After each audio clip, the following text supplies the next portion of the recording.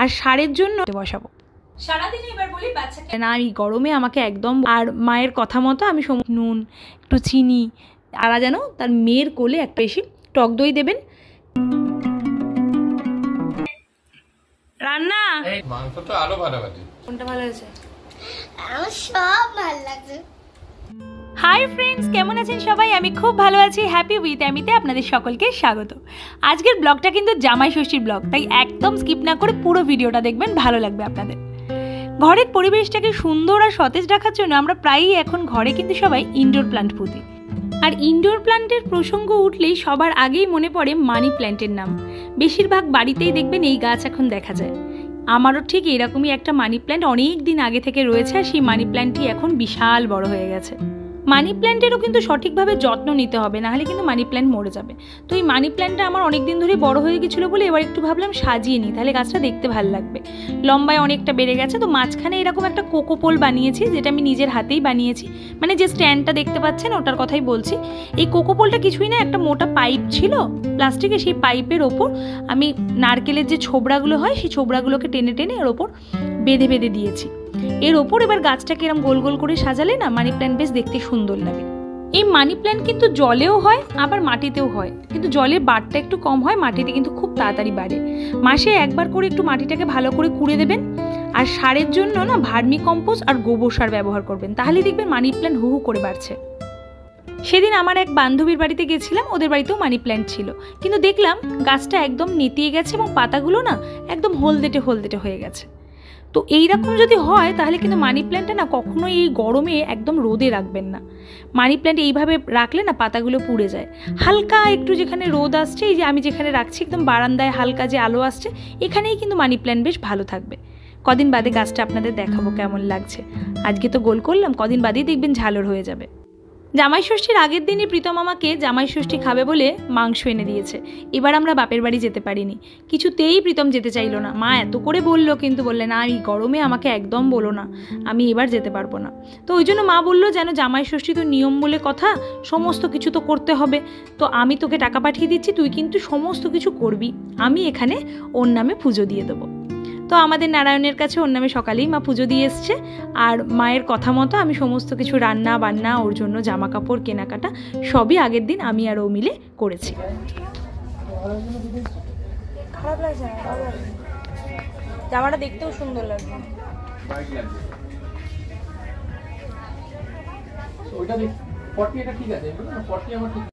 প্রীতম এখান থেকে 3টে জামা নিল, বললো আমি প্যান্ট নেবো না, আমি 3 রকমের জামা নেবো। আমি বাড়ি গিয়ে দেখাচ্ছি আপনাদের জামাগুলো। তো এই জামা নিয়ে সোজা গেলাম মিষ্টির দোকানে। মিষ্টির দোকান থেকে ভ্যারাইটিস রকমের মিষ্টি, এই সময় দেখলাম জামাই ষষ্ঠী উপলক্ষে আরও অনেক ধরনের মিষ্টি বানিয়েছে। তো সব রকম মিষ্টি একটু মিলিয়ে ঝুলিয়ে নিলাম জামাইয়ের জন্য। আর মনে পড়লাম আমার খুদে জামাইটা যে বাড়িতে আছে, তার দাবি হচ্ছে বাবাকে তুমি এত কিছু দিচ্ছ, এত কিছু কিনে দিচ্ছ, আর আমার কি হবে তাহলে। তো তার জন্য বেশ কিছু মানে আবদারের জিনিসপত্র কিনলাম, কিনে সোজা বাড়ি গেলাম।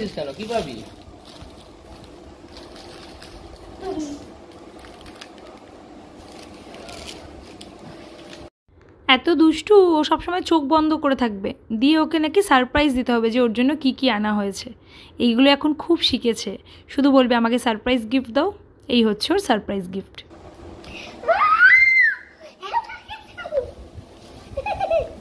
জামাই ষষ্ঠী উপলক্ষে প্রীতম বললো আমি যখন শ্বশুরবাড়ি যাইনি, আমি শুধু শুধু ছুটি নেব না, আমি অফিস চলে যাই, রাত্রিবেলা খাওয়া দাওয়ার অ্যারেঞ্জমেন্ট করো। তো এবার সিম্পল বেশি কিছু করবো না, ও যেগুলো ভালোবাসে একটু পোলাও, খাসির মাংস, এইসবই করবো। তো আমি ভাবলাম সকালবেলা আমি কিছুটা রান্না এগিয়ে রাখবো, রাত্রিবেলা ওকে সাজিয়ে গুছিয়ে দেবো।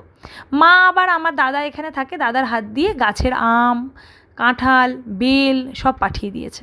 তো সকালবেলাটা ভাবলাম জামাই ষষ্ঠীতে একটু বেলের শরবত দিয়েই শুরু করবো। যেহেতু আগামীকাল এত রিচ খাওয়া দাওয়া হবে, তো ভাবলাম বেল খেলে না গ্যাস, অ্যাসিডিটি এগুলো তৈরি হয় না, প্লাস বেলটা গরমের জন্য ঠান্ডা করে শরীরটাকে। তো আমি ভাবলাম বেলের শরবত দিয়ে শুরু করা যাক, গাছের বেল বলে কথা। তো সত্যিই বেলটা এত সুন্দর গন্ধ, আর আমি না আগে কখনো বেলের শরবত খুব একটা বানাইনি, মাই বানিয়ে দিত। বেশ একটু গন্ধরাজ লেবু, বিট নুন, একটু চিনি আর ঠান্ডা জল বরফ দিয়ে কিন্তু সুন্দর লাগে বেলের শরবত। তো সকালবেলা অ্যামিকেও খাইয়েছি, অ্যামির না একদম ভালো লাগেনি, মুখটা সিটকাচ্ছে, ঘুম থেকে উঠেই একদম দিয়েছি খালি পেটে, বলছে কি দিয়েছো। তারপর ওকে বোঝালাম আজকে সারাদিন যদি জামাই ষষ্ঠীর সমস্ত খাওয়া দাওয়া করতে হয়, তাহলে কিন্তু এটা সকালবেলা জামাই ষষ্ঠীর জন্য ম্যান্ডেটারি, বেলের শরবত খেতেই হবে। তারপর এই শুনে খেয়ে নিল। এই 3টে জামা জামাই ষষ্ঠী উপলক্ষে প্রীতম কিনেছে, আর এই জামাটা হয়েছে প্রীতমের ফেভারিট। তোমাদের কোনটা সবথেকে ভালো লাগলো কমেন্ট করে জানিও, প্রীতমকে জানাবো, ও খুশি হবে। প্রীতম সকালে বেলে শরবত খেয়ে স্নান টান করে একদম রেডি অফিস যাওয়ার জন্য। আমি বললাম নতুন জামাটা পরে যাও, জামাই ষষ্ঠী উপলক্ষে কিনেছো যখন আজকেই ভাঙো। তো একটা জামা ওই জন্য আজকে পরে গেল। আমাকে ছেড়ে নতুন জামা পরে নিয়েছি, জামাই ষষ্ঠী, চললাম অফিস। প্রীতম সকালে ভাত খেয়ে অফিস যায়। তো আজকে ভাতের সাথে রয়েছে আলুর চোখা মাখা, আর তার সাথে গন্ধরাজ লেবু, মুসুর ডাল, আর সোয়াবিন আলু পটল দিয়ে হালকা একটা তরকারি। তো আমি যাই ওর জন্য একটু টিফিন বানাবো। টিফিনে আজকে নিয়ে যাবে পরোটা আর আলু ভাজা। জামাই ষষ্ঠীতে একটু ফল না দিলে হয় না, তাই আরেকটা টিফিন বক্সে একটু আম কেটে দিয়ে দিচ্ছি। প্রীতম বেরোলেই আমিকে খাইয়ে একটু পড়তে বসাবো, আর আমি তার মধ্যে গিয়ে মাটনটা রান্না করতে থাকবো। তার সাথে আপনাদের একটা স্টোরিও বলবো। এই জামাই ষষ্ঠীটা কেন হয় জানেন? অনেকেই কিন্তু আমরা জানি না।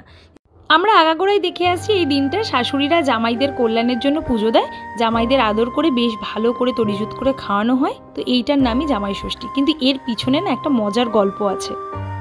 আগেকার দিনে মেয়েদের বিয়ে হয়ে যাওয়ার পর একটা নিয়ম ছিল, যতক্ষণ না মেয়ের বাচ্চা হবে ততক্ষণ তারা বাপের বাড়িতে আসার অনুমতি পেত না। তো মেয়েকে দেখার জন্য মেয়ের বাবা মা প্রচণ্ড ব্যাকুল হয়ে যেত।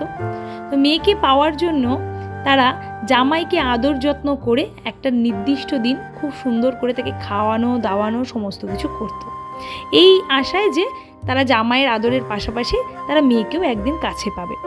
এবং তার সাথে এই জ্যৈষ্ঠ মাসের শুক্লা ষষ্ঠীতে তারা ভগবান মা ষষ্ঠীকে ডাকতেন যে তারা যেন তার মেয়ের কোলে একটা সন্তান দেন, মা ষষ্ঠী যেন তার মেয়ের কোলে সন্তান দেন, যাতে মেয়ে বারবার বাপের বাড়ি আসতে পারে এবং তারা মেয়েকে দেখতে পায়।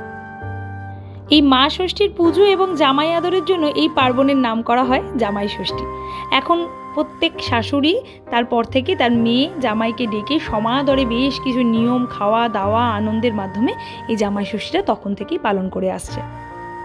এই জামাই ষষ্ঠীর পালনই কিন্তু বেশ এক এক জায়গায় এক এক রকম। অনেক জায়গায় ফল মূল, পান সুপুরি, ধান দুব্য, বাঁশের করুল, তালের পাখা, করম চা এইসব দিয়ে কিন্তু পাখা দিয়ে হাওয়া করে একদম জামাইকে সুন্দর করে এই জামাই ষষ্ঠীর পালনই করা হয়।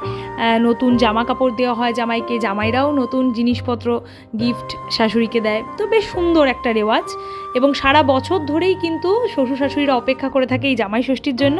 আর যেহেতু জামাইরা এই দিন একটু বেশি স্পেশাল ট্রিটমেন্ট পায় শ্বশুর শাশুড়ির থেকে, তো ওই জন্য জামাইরাও কিন্তু বেশ আনন্দ করে এই দিনটার জন্য অপেক্ষা করে থাকে যে কবে আসবে জামাই ষষ্ঠী। কিন্তু এইবার যা গরম পড়েছে, প্রীতম কিছুতেই যেতে চাইল না। প্রীতমও খুব পছন্দ করে এই জামাই ষষ্ঠীর অনুষ্ঠানটা। চলুন, কথা বলতে বলতে মাংসটাও বেশ কষানো হয়ে গেল। এবার প্রেশারে দিয়ে দিচ্ছি, এটা ভালো মতো সিটি দিক। তারপর মেয়েটাকে স্নান করিয়ে খাইয়ে দাইয়ে আমি মাতে মেতে একটু ঘুম দেবো। বিকেলে তারপর প্রীতম আসলে সব কিছু করবো।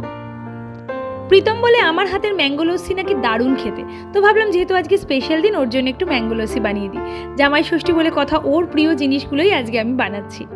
তো ম্যাঙ্গো লস্যি যারা বানাতে জানেন না তাদের জন্য বলি, একটা ব্লেন্ডারের মধ্যে বেশ কিছুটা আমের টুকরো নেবেন, একদম টক দই, যেটা একদম গাঢ় জল ঝরানো টক দই, জল দেবেন না বেশি, টক দই দেবেন, বেশ কিছুটা চিনি দেবেন, চিনিটা পরিমাণে একটু বেশি দেবেন, আর বরফ দেবেন, দিয়ে খুব ভালো করে ব্লেন্ড করে নেবেন। ব্যাস, ম্যাঙ্গো লস্যি রেডি।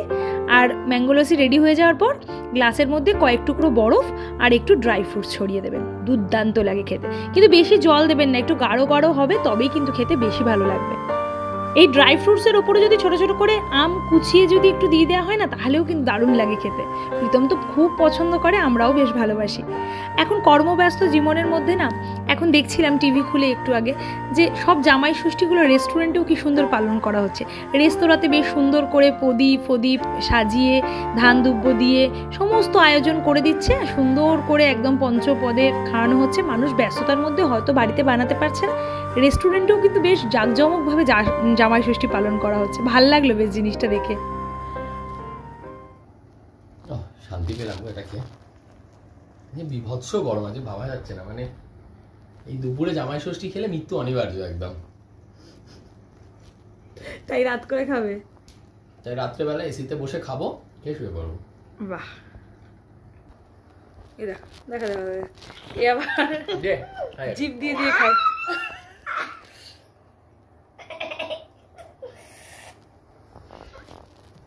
এই দেখো দেখো দেখো, পাখি জিভ দিয়ে খায়। এরকমভাবে কে খায়? আমি একদম ঝুরঝুরে বাসন্তী পোলাও আজকে বানাবো। বাসন্তী পোলাওটা না অনেকেই হয়তো জল বেশি দিয়ে ফেলে বা পোলাও ঠিক মতো হয় না, তার জন্য আমি রেসিপিটা দেখিয়ে দিচ্ছি। আমি এখানে একটা নির্দিষ্ট কাপের মাপের 1.5 কাপ একদম গোবিন্দভোগ চাল নিয়েছি, যেটা আমি সকালবেলা ভালো করে ধুয়ে নিয়ে শুকিয়ে নিয়েছিলাম রোদে। এর মধ্যে আমি 1 চামচ আদা বাটা দিচ্ছি। এটা আদা আপনারা মানে ঘষেও দিতে পারেন বা থেতো করেও দিতে পারেন। আর আমরা না একটু মিষ্টি মিষ্টি পোলাও পছন্দ করি, তার জন্য 5 চামচ আমি এখানে চিনি ব্যবহার করছি। যদি আপনারা চিনি কম খান সেক্ষেত্রে চিনিটা কম দেবেন।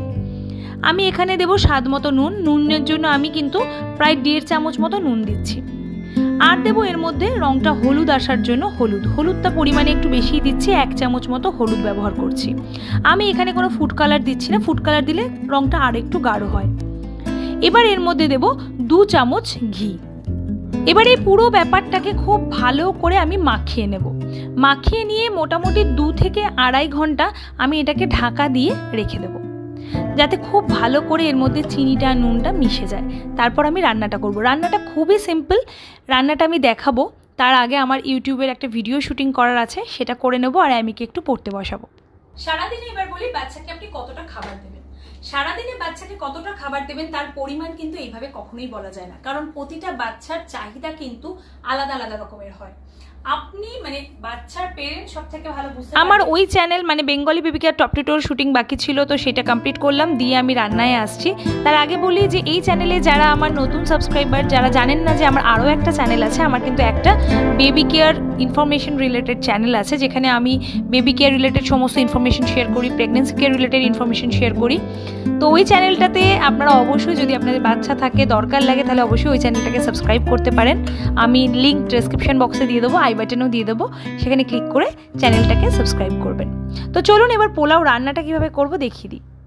পোলাও রান্না করার আগে থেকে আমি 8 ঘন্টা আগে কাজু আর কিশমিশ আলাদা আলাদা বাটিতে জলে ভিজিয়ে রেখেছিলাম। এবার কড়াইয়ে তেল আর ঘি দিয়ে গোটা গরম মশলাটাকে আগে প্রথমে ফোড়নে দেব। গরম মশলাটা মানে ভালো মতো ভাজা হয়ে গেলে তার মধ্যে আমি ভিজিয়ে রাখা যে কাজুটা সেটা দিয়ে দেবো। এই কাজুটাকে এবার আমি এই ঘিয়ের মধ্যে একটু নাড়ব।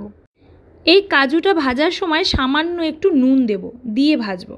এই সময় না গ্যাসের ফ্লেমটা একদম কমিয়ে রাখবেন, নাহলে কিন্তু কাজুগুলো লাল হয়ে পুড়ে যাবে।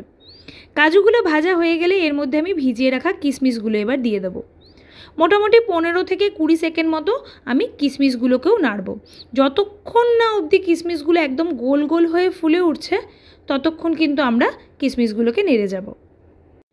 কাজু কিশমিশ ভাজা হয়ে গেলে এর মধ্যে এবার ওই ম্যারিনেট করা চালটা আমি দিয়ে দেব। মোটামুটি মাঝারি আঁচে এবার এই চালটাকে আমি 3 থেকে 4 মিনিট মতো খুব ভালো করে নাড়াচাড়া করব। ভালো মতো একটু মোটামুটি সাদা সাদা সাদা সাদা হয়ে আসবে, কিন্তু অনবরত নাড়তে হবে, নাহলে কিন্তু চালগুলোর একটা দিক একদম পুড়ে যাবে। এরপর একটা বাটিতে আমি ফুটন্ত গরম জল করব। চালটা ভালো মতো নাড়াচাড়া হয়ে গেলে এর মধ্যে আমি দিয়ে দেবো 3 কাপ ফুটানো গরম জল। পোলাওতে কিন্তু জলের মাপটাই আসল, জল যদি কম বেশি হয়ে যায় পোলাও কিন্তু গন্ডগোল হয়ে যায়।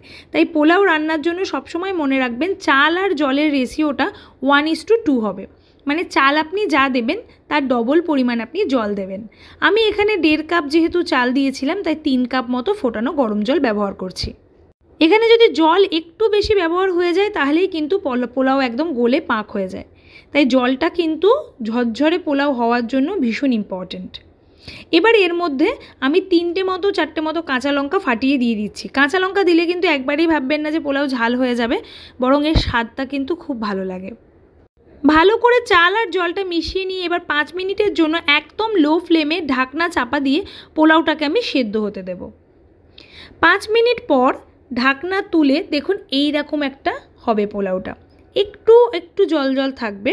এবার এই পোলাওটাকে খুব একটা ঘাঁটাঘাঁটি না করে একদম হালকা হাতে একটু নেড়ে দেব, যাতে পোলাওটার সব দিক সমানভাবে সেদ্ধ হয়।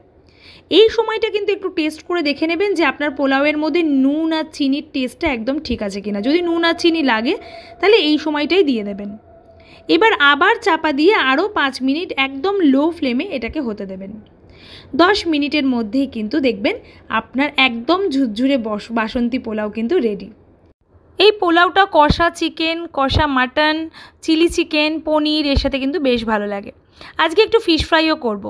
ফিশ ফ্রাইটা ইনস্ট্যান্ট, কিন্তু আমি হরিণঘাটার ফিশ ফ্রাইটা এর আগেও অর্ডার করেছি, বেশ ভালো, বিগ বাস্কেট থেকে অর্ডার করলাম। তো এখানে একটা প্যাকেটে 2টো করে ফিশ ফ্রাই থাকে, তাই জন্য আমি 2টো অর্ডার করেছি। 125 টাকা দাম নেয়, কিন্তু বেশ টেস্টি ফিশ ফ্রাইটা। তো এটা একটু ভেজে নেব, দিয়ে খাবার বাড়বো।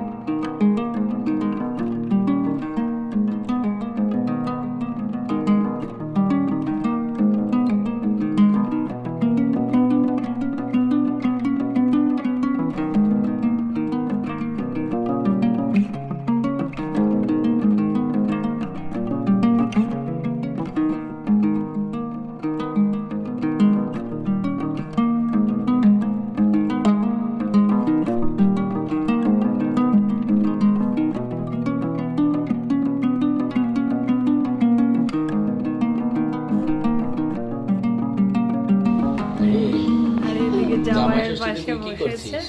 আমি তো তোমার খাবারটা আমার সমেত খেয়ে নেব। জল, ফিশ ফ্রাই, চিকেন না মাটন, ওটা মাটন আর আলু আর চাটনি আর দই আর মিষ্টি আর পোলাও, বাসমতি পোলাও আর জল আর শসা। খুব খিদে পেয়েছে, চলো শুরু করা যাক। হ্যাঁ চলো শুরু করা যাক।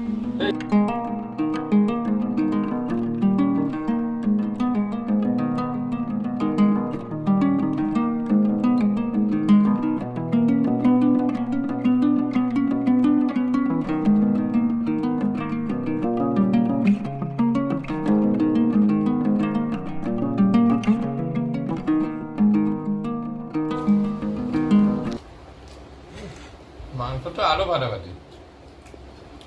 দারুণ। আমি কোনটা ভালো হয়েছে? আমার সব ভালো লাগছে। এই যে দেখো, প্রীতম খেতে বসেছে। রান্না এই তো মাটন, বাসন্তী পোলাও, তারপর প্রচুর মিষ্টি এনেছে বউ, ফিশ ফ্রাই করেছে। প্রতিটা রান্না দারুণ হয়েছে। তোমার গিফটটা পাওনা রইলো, পরে পাঠাবো। হ্যাঁ, আর তুমি তোমার জামাটা পরে আজকে অফিস গেছিলাম। ভালো করে খাও। একদম। আমাদের কথা মনে করো। ঠিক আছে, রাখো, গুড নাইট। হ্যাঁ হ্যাঁ শুয়ে পড়ো। ঠিক আছে, রাখি। জামাই খাচ্ছে, জামাইয়ের মেয়ে খাচ্ছে, এবার আমিও খাবো, আমার মেকআপ তুলবো, ফ্রেশ হবো, একটু দিয়ে খেতে বসবো। তো চলো, খুব খিদে পেয়ে গেছে। তোমরাও ভালো থেকো, সাবধানে থেকো। নেক্সট ব্লগ নিয়ে আসবো খুব তাড়াতাড়ি। টাটা।